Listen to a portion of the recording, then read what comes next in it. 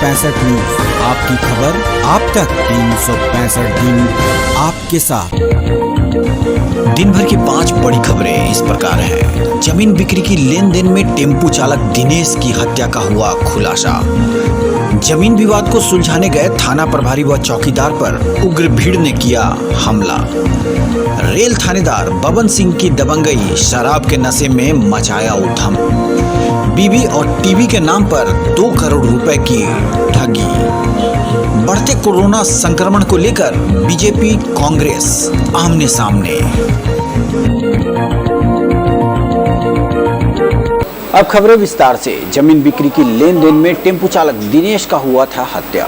10 अपराधी हत्याकांड में थे शामिल। एसडीपीओ ने कहा, बाकी बचे अपराधियों को पुलिस जल्द ही कर लेगी गिरफ्तार। जमुई झाझा बीते 17 मार्च को लापता टेम्पू चालक हत्याकांड में पुलिस ने बुधवार को जिन 3 अपराधियों को पकड़ा था, उससे काफी पूछताछ करने के बाद पुलिस को कई तरह के अहम जानकारी प्राप्त हुई। वहीं मामले का खुलासा भी press conference DSP Bhaskar Ranjan ने किया। जैसे कि पता होगा कि लॉकडाउन के पहले दिनेश यादव टेम्पू चालक थे और उनको यहाँ से अगवा करके बसमता और बेलहर में उनकी हत्या कर दी गई थी। और हत्या करके चोनिया का जो पहाड़ है उसके पास ही एक पुल है, उस पुल के खो के अंदर ही उनके डेड बॉडी को वहाँ पे छिपा दिया गया था। तो हमारी टीम के द्वारा उसको पहले खोजा गया और हम लोग लगातार इस टीम पे हमारी टीम काम कर रही थी। और इसमें धीरे धीरे जैसे हम लोग को जो है इंट मिले, इंट के आधार पर हम लोगों ने ब्रिजलाल टुटू, प्रमोद यादव, अनिल टुटू, इन 3 लोगों की गिरफ्तारी हुई। गिरफ्तारी के बाद और भी चीज़ों का खुलासा हुआ है इसमें। जैसे इसमें और भी लोग वहाँ पर आए थे बाइक में, और इसके साथ ही ये लोग रात को ही वहाँ पार्टी किए। पार्टी के बाद ही दिनेश यादव की वहाँ पे हत्या कर दी जाती है। इसमें अभी कुछ नामक है, और नाम को हम लोग खुलासा नहीं करेंगे। इसमें कुछ प्रमुख भी, जैसे बेटरा के ही कुछ और लोग भी हैं, बस उसकी भी जल्द ही गिरफ्तारी की जाएगी। हत्या का कारण क्या सर, खुलासा इसमें जमीनी विवाद? हत्या का कारण तो ये है कि इसने कुछ ज़मीन आप बेचे थे और इसके पैसे की लेन देन की इसके पार्टनर के साथ इसकी आपसी रंजिश हो गई थी। सर छापेमारी टीम में सर कौन कौन शामिल थे? सर छापेमारी टीम में हमारे इंस्पेक्टर साहब थे और केस के आयोग थे और पीएसआई भी थे हमारे जो नए हैं। पाकुड़िया थाना क्षेत्र के बाबू झुट्टी मौजा में जमीन विवाद को सुलझाने गए थाना प्रभारी मदन कुमार और चौकीदार रघु कुमार को उग्र भीड़ ने जमकर पीटा। इस घटना में दोनों के सर पर गंभीर चोटें लगी हैं। घटना गुरुवार सुबह की है। इसकी सूचना मिलते ही महेशपुर के एसडीपीओ शशि प्रकाश घटनास्थल पर पहुंचे और मामले की जानकारी ली। इस घटना के पश्चात दोनों का प्राथमिक इलाज सामुदायिक स्वास्थ्य केंद्र में चल रहा है। प्राप्त जानकारी के अनुसार ग्रैंड्स माइनिंग कंपनी द्वारा चल रहे सड़क निर्माण कार्य का कुछ स्थानीय लोग विरोध कर रहे थे, जिसमें महिलाएं भी थी। इसकी जानकारी मिलने के बाद थाना प्रभारी और चौकीदार वहां पहुंचे थे। इस दौरान स्थानीय लोगों से भाषाभाषी हो गई। इस दरमियान उग्र भीड़ ने अचानक पुलिस पर हमला कर दिया। जहां पर सड़क निर्माण कार्य हो रहा था, वहां पहले से ही जमीन विवाद था। खबर 365 न्यूज के लिए पाकुड़िया से विशाल कुमार भगत की रिपोर्ट। आमने सामने लाइव रिपोर्टिंग, हर समस्या पर चर्चा, सियासत पर पैनी नजर, रात के अंधेरे में नाइट स्क्वाड। हर निष्पक्ष खबर आप तक सबसे पहले। खबर 365 न्यूज, सबकी खबर आप तक। 365 दिन आपके साथ, आपके लिए। फ्रॉम द हाउस ऑफ सांध्य दैनिक, वीरसा का गांडियो, शहर की धड़कन।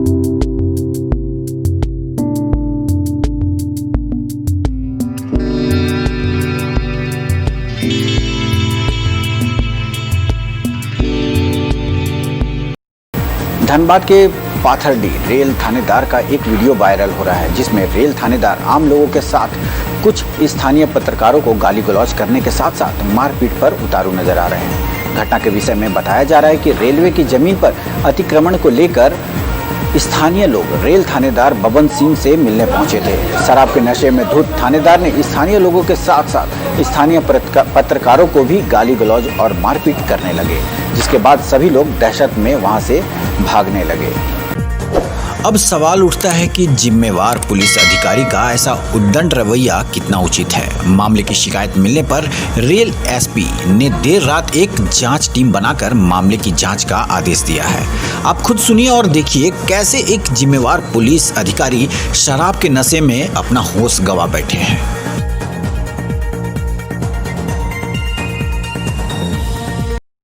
बीवी और टीवी के नाम पर धनबाद में हुई 2 करोड़ रुपए की ठगी। ठगों ने प्रधानमंत्री मोदी के नाम का भी किया इस्तेमाल। न्याय के लिए ठगी के शिकार हुए पीड़ित ने प्रधानमंत्री को किया ट्वीट। गुजरात के अहमदाबाद जिले से धनबाद समेत देश भर में 18,000 से ज्यादा लोगों को भी ठगों ने बनाया अपना शिकार। घर में कमाओ, बीबी नहीं है तो कोई बात नहीं, टीवी खरीदे और 5,000 प्रति माह कमाए। कुछ इसी तरह का स्लोगन टीवी विज्ञापन के माध्यम से देखकर धनबाद के भुईफोड़ के रहने वाले 2 लोगों से लाखों की धोखाधड़ी की गई है। अब धोखाधड़ी के शिकार लोगों ने पीएम मोदी को ट्वीट कर न्याय की गुहार लगाई है और जालसाज के साथ उचित कार्रवाई करने की मांग कर रहे हैं। फिलहाल अभी घटना की जानकारी पुलिस को अब तक नहीं दी गई है। सर क्या है कि हम लोग को पहले एक फ्रेंचाइजी है पटना में रोहित करके, इसके थ्रू हम लोग को और राजेश जी हैं, बहुत सारे 150 फ्रेंचाइजी है पूरा ऑल ओवर इंडिया में कैची पिक्चर का। तो हम लोग को पता चला कि टीवी चलाइए, 5,000 रुपया कमाइए और 45,000 में टीवी लीजिए। लॉकडाउन में भारत सरकार का मोदी का पिक्चर दिखला के सब कस्टमर को लूटा। 83,000 में टीवी दिखलाया, किसी को ना टीवी दिया, ना पैसा दिया और ना एग्रीमेंट दिया। एग्रीमेंट के साथ ये बोलता था कि आप टीवी लगाइए, 45,000 रुपया दीजिए और 44,000 रुपया वापस हो जाएगा 5 साल के बाद। पीडीसी चेक देता था। पीडीसी चेक में ये लिखा हुआ था आपका नाम और बैंक का नाम, जिस बैंक से आप देते हैं इसी बैंक में। इसके एवज में पैन कार्ड, आधार कार्ड, बैंक अकाउंट लेता था पीडीसी चेक देने के लिए। और भारत सरकार का फ़ोटो दिखलाते रहा, कभी कार्टून बना के, कभी कुछ बना के। बाबा रामदेव का 36 कंपनी का प्रचार दिया। इसके बाद पैसा 4 महीना कंटिन्यू मेरा, जब से मैं टीवी लगाया 4 महीना कंटिन्यू पेमेंट आया। लॉकडाउन में बोलता है कि और लगाइए, प्रधानमंत्री का फ़ोटो लगाइए, प्रधानमंत्री का तरफ से ऑफ़र है। 83,000 में 11,500 रुपया मिलेगा कस्टमर को। मेरे घर में जो भी पैसा था, हम लोग पैसा सब एफडी तोड़ के और कर्जा लेके सब लोग मैं लगा दिया। इसके बाद बोला कि 10 तारीख का पेमेंट आएगा 2 महीना का। लॉकडाउन के कारण अभी बोला कि भारत सरकार का मंदी है, इसके लिए पेमेंट दिया। 2 महीना जब हो गया, 10 तारीख का डेट था, पेमेंट नहीं दिया। हम लोग कॉल किए तब बोला कि वेट कीजिए। इसके बाद एक कॉल बंद कर दिया, मोबाइल सब बंद कर दिया। तो हम लोग फ्रेंचाइजीज थे, कस्टमर भी हम ही को पकड़ेगा फ्रेंचाइजीज। तो हम लोग कॉल किए अहमदाबाद, पता चला कि ऑफिस खाली कर दिया, सब भाग गया। हम चाहते हैं कि इसको जितना जल्द से जल्द पकड़ा जाए, कड़ी से कड़ी सज़ा हो। अभी मेरा पैसा लेके भाग गया, कोई बात नहीं है। नेक्स्ट टाइम से कोई ऐसा क्राइम नहीं करे कि 4,000 करोड़ पूरा इंडिया में 18 से 20,000 कस्टमर हैं। पटना में ही धनबाद सिटी में 2 का फ्रेंचाइजी है, एक तो मैं हूँ, एक और कतरासगढ़ में है। कतरासगढ़ में लगभग 100 टीवी बेचे हैं। इनका तो परेशान कर दिया पब्लिक लोग, और हम लोग भी फ्रेंचाइजीज़ का ग्रुप बनाए हैं। तो हम लोग भी चाहते हैं कि जितना जल्द से जल्द पकड़ा जाए। पीएमओ को भी ट्वीट किए हैं और मीडिया वाला को भी बोल रहे हैं। आमने सामने लाइव रिपोर्टिंग, हर समस्या पर चर्चा, सियासत पर पैनी नजर, रात के अंधेरे में नाइट स्क्वाड। हर निष्पक्ष खबर आप तक सबसे पहले। खबर 365 न्यूज, सबकी खबर आप तक 365 दिन आपके साथ, आपके लिए। फ्रॉम द हाउस ऑफ सांध्य दैनिक, वीरसा का गांडियो, शहर की धड़कन।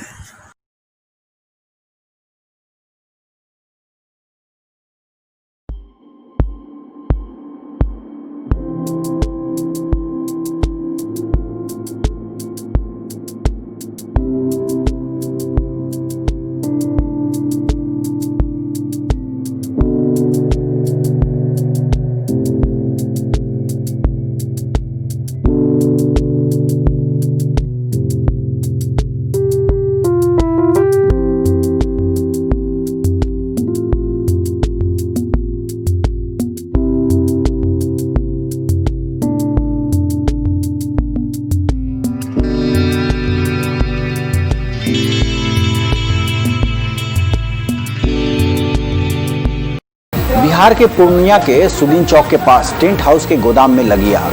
दमकल की टीम मौके पर मौजूद, आग पर काबू पाने की कोशिश जारी।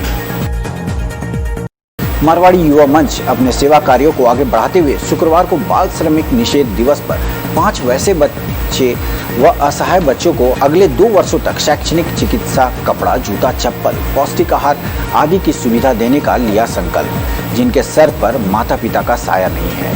मंच हमेशा उनके शारीरिक एवं बौद्धिक विकास के लिए सहयोग करेगी। मंच अध्यक्ष जयप्रकाश शर्मा ने बाल श्रमिकों से के लिए कहा कि यह एक श्राप है। बच्चे भगवान का रूप होते हैं, उनसे काम करवाना भगवान का अपमान है। यदि हम एक बेहतर समाज, देश और परिवार की कल्पना करते हैं तो बाल मजदूरी रोकने के लिए खुद और दूसरों को जागरूक करना होगा। आज देश में 1.5 करोड़ से ज्यादा बाल मजदूर है, जो शर्म की बात है। हम सभी के लिए मंच सचिव अनुराग पोद्दार, कोषाध्यक्ष मनीष राजगढ़िया और निशांत सराफ ने और लोगों से ऐसे बेसहारा बच्चों को थोड़ी सहायता देने की अपील की, क्योंकि हर किसी की कोशिश होगी तभी अनाथ बच्चों का भला होगा और आगे यही बच्चे देश का भविष्य बनेंगे। इन 5 बच्चों के भविष्य निर्माण में जयप्रकाश शर्मा, अनुराग पोद्दार, मनीष राजगढ़िया और निशांत सराफ का योगदान रहेगा। कार्यक्रम में अध्यक्ष जयप्रकाश शर्मा, सचिव अनुराग पोद्दार, सह सचिव निशांत सराफ, उपाध्यक्ष अभिषेक पोद्दार, विकास सराफ उपस्थित थे।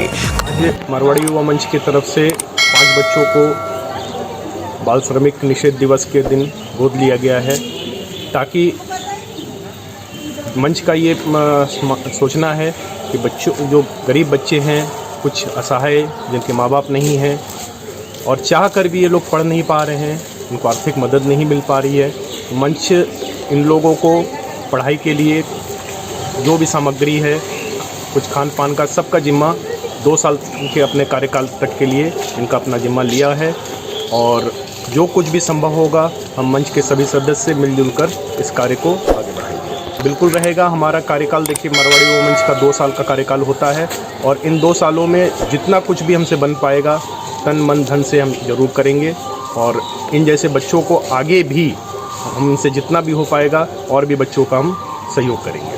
इसमें हम लोग यही कहना चाहेंगे, हमारा जो मारवाड़ी युवा मंच संस्था है लोहरदगा, खासकर हम लोग इसमें अभी 5 लिए हैं। ये हमारा पहला एक लक्ष्य है जो 2 साल, मगर बीच बीच में हम लोग और इसको आगे बढ़ाएंगे।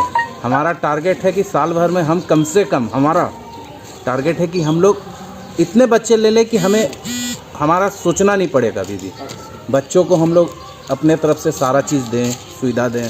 आज बाल श्रमिक निषेध दिवस है। इस अवसर पर मारवाड़ी युवा मंच इन जो जितने भी गरीब बच्चे हैं, अनाथ हैं, इनके सर पे माँ पिताजी का साया नहीं है, इनका जीवन बहुत दुर्गम बीत रहा है, तो मैं और मेरे मंच के साथी मिलकर इनके जीवन में कुछ ऐसा प्रयास कर रहे हैं कि इनके जीवन में कुछ खुशहाली आए, इनका कुछ अच्छा हो, क्योंकि बहुत ही निंदनीय बात है कि बच्चे आज बाल श्रम को मजबूर हैं, इन्हें कोई देख।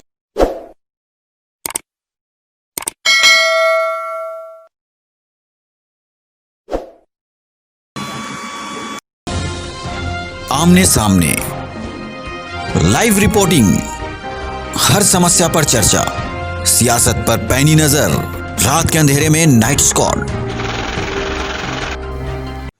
हर निष्पक्ष खबर आप तक सबसे पहले। खबर 365 न्यूज, सबकी खबर आप तक 365 दिन आपके साथ, आपके लिए। फ्रॉम द हाउस ऑफ सांध्य दैनिक, वीरसा का गांडियो, शहर की धड़कन।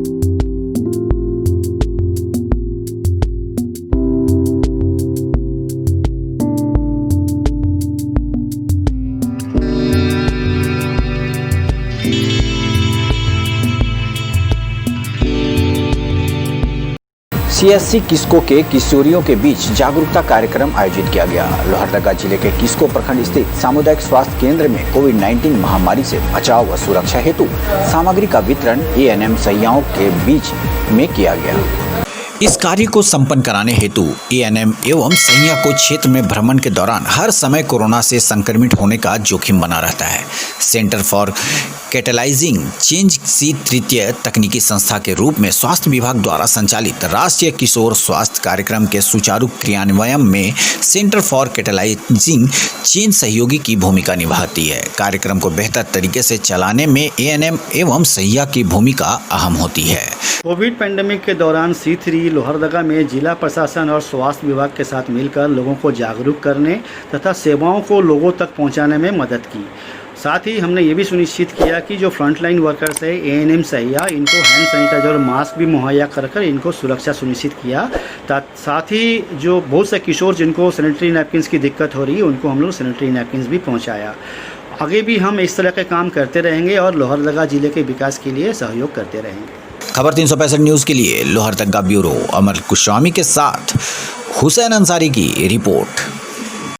देश की आर्थिक राजधानी महाराष्ट्र है और देश की राजधानी दिल्ली है। इन दोनों जगहों पर कोरोना लगातार बढ़ता जा रहा है। मोदी जी का राजनीतिक क्षेत्र गुजरात भी पीछे नहीं है। अगर देखा जाए तो देश के 80% कोरोना वायरस का सबसे ज़्यादा केसेस इन्हीं 3 जगहों से निकलकर सामने आया है। अब सबसे बड़ी बात यह है कि क्या पूरे देश को लॉकडाउन करने की ज़रूरत है?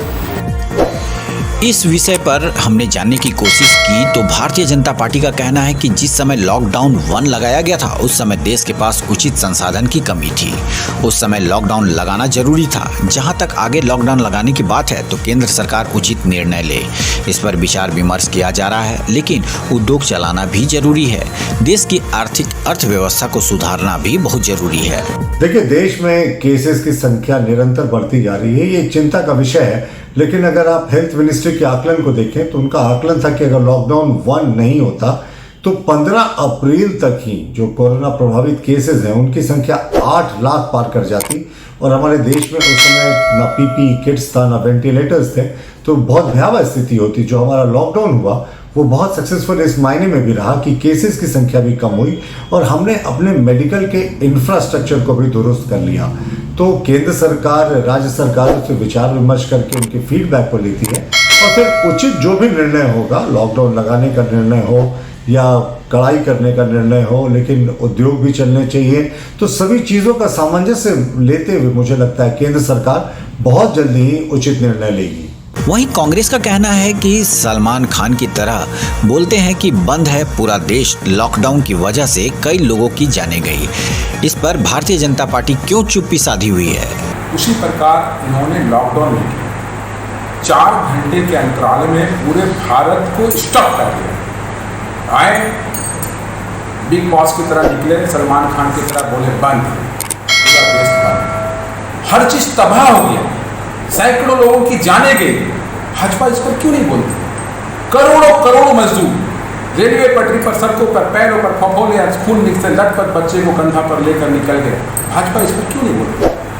ये छंदबाज छदम भक्त हैं ये लोग, और हमेशा ऐसे राष्ट्रभक्त जो देश की जनता को मारने पे लगे। आज़ादी के पूर्व अंग्रेजों के मुखबिर रहे और आज़ादी के बाद जब सत्ता में आए तो जनता के दुश्मन। ये भारतीय जनता पार्टी का चरित्र है। आज पूरी अर्थव्यवस्था चौपट हो गई, 22 करोड़ से ऊपर लोग बेरोजगार हो गए। इस पर क्यों नहीं बात करते? आमने सामने लाइव रिपोर्टिंग, हर समस्या पर चर्चा, सियासत पर पैनी नजर, रात के अंधेरे में नाइट स्क्वाड,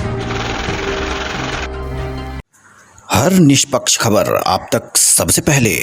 खबर 365 न्यूज, सबकी खबर आप तक 365 दिन आपके साथ, आपके लिए। फ्रॉम द हाउस ऑफ सांध्य दैनिक, वीरसा का गांडियो, शहर की धड़कन।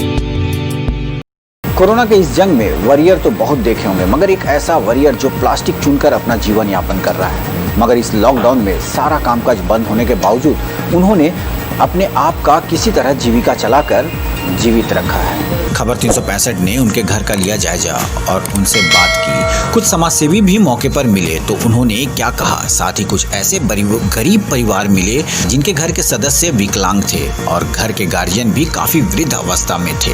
न उनका कोई जनप्रतिनिधि के द्वारा राशन कार्ड बना था, पीएम आवास की भी सुविधा नहीं मिली थी। किसी तरह इधर उधर से मांग कर अपना भरण पोषण कर रहे हैं। घर की स्थिति का जायजा लिया खबर 365 न्यूज ने और प्रयास किया उनके हर एक दुख दर्द को दिखाने का। देखिए इस खास रिपोर्ट में। आज हम एक ऐसे परिवार से मिलने के लिए निकले हैं जो धुरवा के हरसेर बस्ती में है और जहां पहुंचने के लिए जो आप सड़क देख रहे हैं और काफ़ी बारिश भी हो रही है। और उस दौरान खबर 365 न्यूज़ आज जायज़ा लेना चाहा कि क्या लोगों का जीवन कैसे चल रहा है।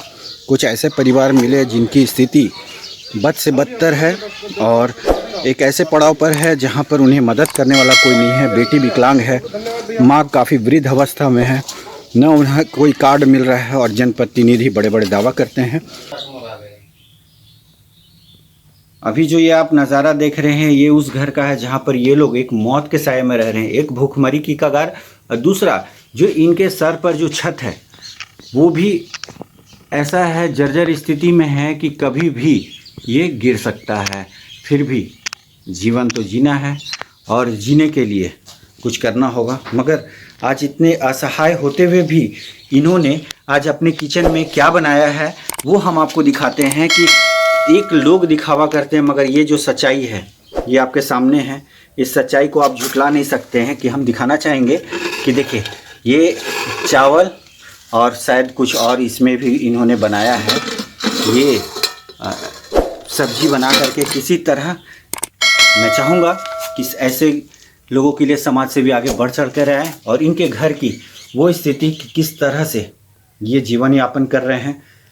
आप ये नज़ारा देख रहे हैं इनके घर का। ये प्लास्टिक कूड़ा चुन करके अपना घर का भरण पोषण, अपने परिवार का और अपने पेट का भरण पोषण कर रहे हैं। ये बहुत दुर्भाग्य की बात है। वोट लेने के लिए तो लोग आगे आते हैं, लेकिन जब ये देश जो संकट काल से गुजर रहा है और स्पेशली ऐसे लोग जिनका रोजगार का कोई साधन नहीं है और इनकी भुखमरी की स्थिति है, ऐसे में जो जनप्रतिनिधि चाहे वो सांसद, विधायक, पार्षद कोई भी हो, इनका कोई भी इनका मतलब रोल मुझे दिख नहीं रहा है इनके ये सहयोग के प्रति। ये बहुत ही दुखद है और ये बहुत निराशाजनक है। हिंदू जनमंच के कार्यकर्ता के नाते मैंने इनका सहयोग किया है, इनको राशन दिया है और इनका राशन कार्ड के लिए भी मैंने अप्लाई किया, लेकिन दुर्भाग्यवश अभी तक विभाग से कोई कार्रवाई नहीं हुई है। इनका कार्ड तक अभी तक नहीं बना हुआ है और इनको लगातार मतलब संघर्ष करना पड़ रहा है अपना जीवन यापन करने के लिए और खाद्य सामग्री के लिए। लेकिन हिंदू जनमंच के कार्यकर्ता के नाते हैं और मैंने इनकी बहुत मदद की है और उनको अनाज दिया है। और कई कार्यकर्ता हमारे यहाँ भी रहते हैं dam side, Dhurwa dam side में, जो लगातार इनकी मदद कर रहे हैं। बोल देता हूँ आजकल तो जैसे मिलो तो 2 किलो 2.5 किलो वही चलत रहे, गाँव में कर देवत रहे गाँव को। अभी से दिखते है और थोड़ा बहुत बेटा जाए वो बाहर फिर थोड़ा बहुत दे रहे पैसे।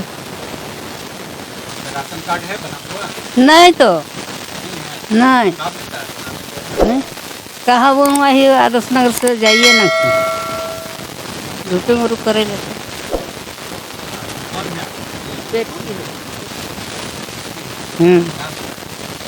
ये तो बचपन से गोंग है,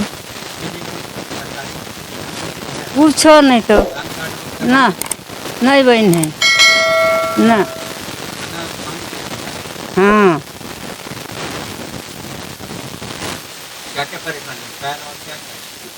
परेशान तो खाली गोंग बोलबे नहीं घरे करवा नहीं चले। इन लोग की ऐसी स्थिति, बस मैं यही कहूँगा कि किसी भी सक्षम व्यक्ति का ध्यान की तरफ नहीं है। और वो क्या कह रहे हैं वो वस्तु स्थिति बता रही है आपको। लेकिन हिंदू जागरण मंच के कार्यकर्ता के नाते जब हम लोग को खबर मिली तो हम लोग यहाँ आए, इनकी जो व्यवस्था है उनको देखा हमने, जो भी इनकी रिक्वायरमेंट्स थी, जो भी ज़रूरतें थी भोजन संबंधी या फिर और भी जो मेडिकल चाहे कुछ भी हो, उसको हमने फुलफिल किया है। और वैसे भी आज हम लोग जो आयुष मंत्रालय द्वारा जो आर्सेनिक एल्म 30 जो मेडिसिन का वितरण किया जा रहा है उसको भी हमने उनके घर लाके दिया है, ताकि इनकी जो इम्यूनिटी है कम से कम स्ट्रांग हो, क्योंकि ऐसे लोग अगर इन्फेक्टेड हो जाएंगे तो इनका मृत्यु निश्चित है, बच नहीं सकते। तो कैसे भी हम लोग इनको बचाने की कोशिश कर रहे हैं और इस दवा के माध्यम से इनकी इम्यूनिटी को स्ट्रांग करें ताकि लोग जीवित रहे, सुरक्षित रहे। लेकिन ये मतलब कि आप ये कह लो कि अपने प्रशासन की लापरवाही का जीता जाता सबूत है। दावे बहुत बड़े बड़े होते हैं लेकिन ऑन ग्राउंड जीरो। लेकिन जागरण मंच के कार्यकर्ता के नाते हम लोगों ने इनकी काफ़ी मदद की है और हम आगे भी करते रहेंगे।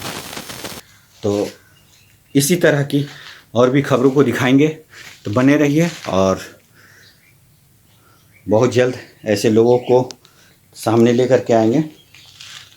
हिंदू जागरण मंच हर एक क्षेत्र में लोगों की मदद करने के लिए अग्रसर है। आज धुरवा के क्षेत्र में हिंदू जागरण मंच ने सर्वे कर यह जानना चाहा कि वहां पर स्वास्थ्य व्यवस्था कैसी है। वहां पर एक ऐसे परिवार से मिले जिसमें एक 4 साल का छोटा बच्चा था जिसके पैर की हड्डी नहीं है, और उस परिवार ने कई बार हॉस्पिटलों के चक्कर लगाए। सबसे बड़ी बात यह है कि जब झारखंड की राजधानी रांची का यह हाल है तो स्वास्थ्य व्यवस्था पूरी तरह से दुरुस्त नहीं है, तो गांव का क्या हाल होगा। मौके पर हिंदू जागरण मंच के प्रदेश संरक्षक प्रिंस आजमानी ने पीड़ित परिवार को आश्वासन दिया कि जल्द ही उनके बच्चे का इलाज कराया जाएगा। यहाँ चिकित्सा स्वास्थ्य केंद्र नहीं है? छोटा वाला नहीं, चिकित्सा स्वास्थ्य केंद्र अस्पताल, सरकारी अस्पताल छोटा यहाँ नहीं है ना। यहाँ पर वो एक रिम्स में जाके पड़ता है, कुछ होता है। मतलब आप अभी यहाँ रह रही हैं धुरवा सेक्टर 2 में, जुडिशियल एकेडमी के बगल में, और इस क्षेत्र में आपके पास स्वास्थ्य का कोई भी सुविधा नहीं है, बल्कि आप राजधानी में रह रही हैं। राजधानी के बीचों बीच आप रह रही हैं और यहाँ कोई स्वास्थ्य का यहाँ पर किसी भी तरीके का मुहैया आपको नहीं कराया जाता है। आप यहाँ से सीधा एकदम उल्टा रिम्स जाती हैं।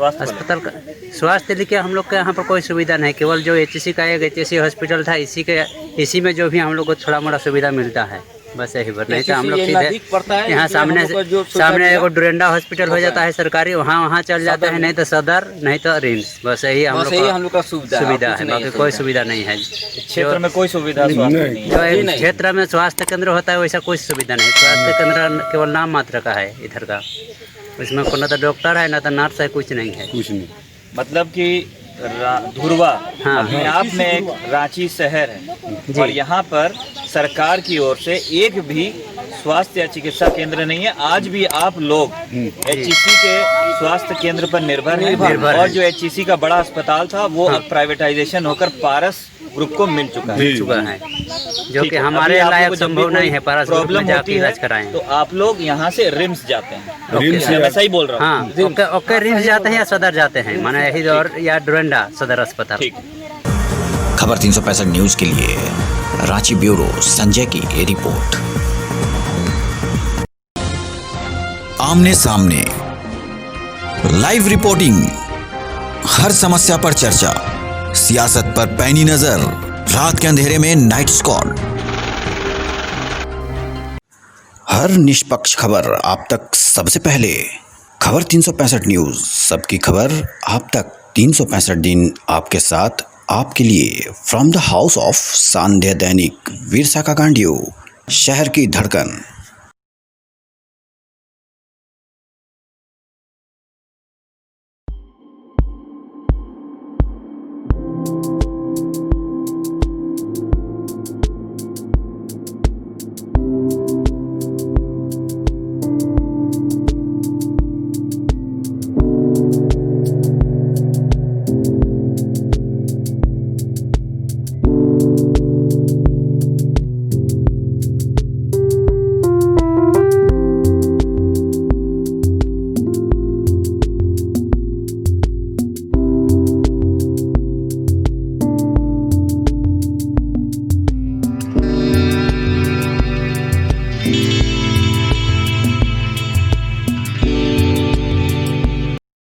हिंदू जागरण मंच के तत्वाधान में धुरवा क्षेत्र के नेम साइड में 200 लोगों के बीच आर्सेनिक एल्बम 30 की दवा का वितरण किया गया, जिसमें प्रदेश के अध्यक्ष ऋषिनाथ सहदेव और संरक्षक प्रिंस आजमानी उपस्थित थे। आज इस आयोजन से आयोजनकर्ताओं का विश्वास दिखा कि लोग जागरूक हैं। इसे लेकर आयोजनकर्ता धनंजय और नेहा शर्मा के पहल से आज सामाजिक समस्याओं से भी रूबरू हुए। प्रदेश के पदाधिकारी तथा उन्हें मंच के माध्यम से आश्वस्त कराया गया कि सिर्फ इस महामारी में नहीं, अन्य समस्याओं में भी हम और हमारा संगठन लोगों के साथ है। दवाई मिला? दवाई हाँ मिल गया। कैसे खाइएगा? अब बताइएगा तब ना। कोरोना का दवाई है। कौन सी का दवाई है? बताइएगा तब ना। कोरोना का दवाई है। हाँ हाँ। तो खाना है सुबह में खाली पेट 4 गोली। 4 गोली। आजकल कार्यक्रम है कि आयुष विभाग से जो हम लोगों में इम्यूनिटी सिस्टम बढ़ाने के लिए दवा का वितरण किया जा रहा है। लोगों में हम लोग में उनको बताया जा रहा है कि इस दवा का प्रयोग करने से उनमें रोग मारक क्षमता उनमें बढ़ेगी। इसी का प्रोग्राम आज ये आर्सेनिक एल्बम 30 का वितरण किया जा रहा है यहाँ हिंदू जागरण मंच की ओर से। हमारे प्रदेश के बेटी बचाओ सह प्रमुख धनंजय जी द्वारा ये कार्यक्रम आयोजित किया गया, जहाँ हमें बुलाया गया। और जैसा कि अभी हम देख रहे हैं कि पूरे शहर में अभी कुछ दिनों से ये चल रहा है। आर्सेनिक एल्बम 30 सभी को दिया जा रहा है। हम सब जानते हैं कि कोरोना से ज़्यादातर वो लोग अफेक्ट हो रहे हैं जिनका इम्यूनिटी लेवल उतना स्ट्रांग नहीं है। तो इसी के लिए ये दवाई का वितरण किया जा रहा है कि उनका इम्यूनिटी लेवल स्ट्रांग हो, तो वो इस महामारी जिससे पूरा विश्व त्रस्त है उससे ये अफेक्टेड ना हो। ये इम्यून सिस्टम को स्ट्रांग करने के लिए जो दवा निकला है आयुष मंत्रालय के तत्वाधान से, वो आज यहाँ पे धुरवा क्षेत्र के डैम साइड में वितरण किया गया। हिंदू जागरण मंच की पूरी टीम, हमारे प्रदेश अध्यक्ष, हमारे संरक्षक इसमें विशेष रूप से उपस्थित रहे और लोगों को जागरूक करने का जो काम मंच के तत्वाधान से हो रहा है वो हर क्षेत्र में हो रहा है। रांची के हर क्षेत्र में, हर महानगर के जो अध्यक्ष हैं वो अपने अपने विंग में अपने अपने अधिकारियों के साथ, अपने सहयोगियों के साथ इस काम को बढ़ावा दे रहे हैं। और जल्दी इस इम्यून सिस्टम की जो दवा है वो जागरूक करके सारे घरों तक, सारे लोगों तक हम पहुंचाएंगे, ये प्रयास है मेरा। यहाँ धुरवा में जुडिशल एकेडमी के बगल में हम लोग संघ की ओर से, सारे कार्यकर्ताओं की ओर से यहाँ के निवासियों को कोरोना से लड़ने के लिए, इम्यून सिस्टम बढ़ाने के लिए उनको होम्योपैथिक दवाई का वितरण कर रहे हैं, ताकि ये गरीब जिनको कोरोना के बारे में जानकारी बहुत नहीं है और हम नहीं चाहते हैं कि ये किसी बड़े आर्थिक झमेले में फंसे, तो हमारा ये एक कदम है इन लोगों के लिए कि इनका इम्यून सिस्टम बढ़े और ये कोरोना के संक्रमण से ज़्यादा दूर रहें, बचे रहें। झारखंड में पहली बार होगा जब मानसून से पहले ही किसानों के पास बीज उपलब्ध होगा और साथ ही अगर इस मानसून में किसी भी किसान की खेती नष्ट हो जाती है तो उन लोगों को सरकार आर्थिक सहायता करेगी। जितने भी मजदूर इस कोरोना महामारी में झारखंड लौटे हैं और उनके पास खेती के लिए जमीन है तो कृषि विभाग उन मजदूरों को बीज उपलब्ध करवाएगी। खबर 365 न्यूज के संवाददाता ने जब बादल पत्रलेख से बात की तो उन्होंने क्या कहा। उसमें ये यहाँ से निर्देश दिया गया है कि माइग्रेंट लेबर जिनके पास किसानी है, खेती की ज़मीन है, वो खेती करना चाहते हैं, उन्हें हर हाल में बीज उपलब्ध कराया जाए। धान के बीज उपलब्ध कराए जाएँ। हॉर्टिकल्चर विभाग भी तैयारियां कर रहा है। प्रत्येक जिला में हजारों किसान को सब्सिडाइज्ड बीज देने के लिए हम हमेशा उनके साथ खड़े हैं। और यह आंकड़े भी आए हैं कि झारखंड सरकार ने प्रवासी मजदूरों के लिए बेहतर प्रबंध किए हैं यहाँ लौटने के बाद बनिस्बत और सरकारों के। कहाँ अभी तक आपने कहाँ पे बीज का वितरण कर दिया है सर? हमने रांची में सिंबॉलिक कर दिया है। कल शाम को धनबाद बीज पहुँच गया था। तकरीबन सभी जिलों को बीज प्राप्त हो गया। इस संदर्भ में सभी जिले के उपायुक्त के साथ block agriculture, district agriculture officer, district cooperative officer और उपायुक्त के साथ हमारा और विभाग के सचिव का वीडियो कॉन्फ्रेंसिंग है। इसमें ये सुनिश्चित किया जाएगा कि बीज मानसून से पहले ही जरूरतमंद किसानों को उपलब्ध करा दिया जाए। बीज वितरण के दौरान नामकुम ब्लॉक के खिजरी विधायक राजेश कश्यप ने लोगों के बीच बीज का वितरण किया और देखिए उन्होंने क्या कहा। कि सरकार चिंतित है, या जो सरकार है या झारखंड प्रदेश है कृषि पर निर्भर प्रदेश है। यहाँ पर खनिज संपदा बहुत, लेकिन कृषि पर भी यह निर्भर है और यहाँ जितने भी सरकार जो बना है, यहाँ के तमाम लोग किसान परिवार से जुड़े, इसलिए जानते हैं कि किसान को कब क्या चीज़ ज़रूरत है। आज देख लीजिए, आज अभी जो हम लोग बीज दे रहे हैं, इसका लाभ किसान के पास में पर्याप्त टाइम रहेगा। नतीजा क्या है कि पहले होता क्या था कि जुलाई के बाद में अगस्त में मिलता था, तो बीज को लगा नहीं पाता, फ़ायदा नहीं होता था। अभी दे रहे हैं, उसका समुचित लाभ मिलेगा। किसान बहुत खुश हैं, लोग कह भी रहे हैं कि पहली दफ़ा सर आप लोग के माध्यम से बीज मिल रहा है। सरकार के निर्देश के बाद जिला सहकारिता पदाधिकारी मनोज कुमार की उपस्थिति में बीज वितरण का कार्यक्रम किया गया। सर, हम जानना चाहेंगे कि सरकार द्वारा जो निर्देश दिए गए थे उस पर आपकी क्या कार्रवाई अभी चल रही है? कल माननीय मंत्री हमारे और सचिव महोदय ने कल वीसी की थी।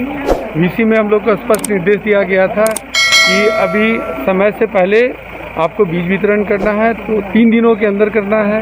तो हमने आज से नामकुम ब्लॉक के नामकुम लैम्प्स में हम लोग शुरुआत कर दी है और आज से किसानों का बांटना शुरू कर दिया है। और हमारे रांची जिला के सभी जगह लगभग हम लोग कोशिश करेंगे हर एक पंचायत में कि हम लोगों को सभी किसान को ये बीज उपलब्ध हो जाए। खबर 365 न्यूज़ के लिए रांची से पूजा की रिपोर्ट। तो ये थी दिन भर की बड़ी खबरें। देखते रहिए खबर 365 न्यूज़। मैं संजय, नमस्कार।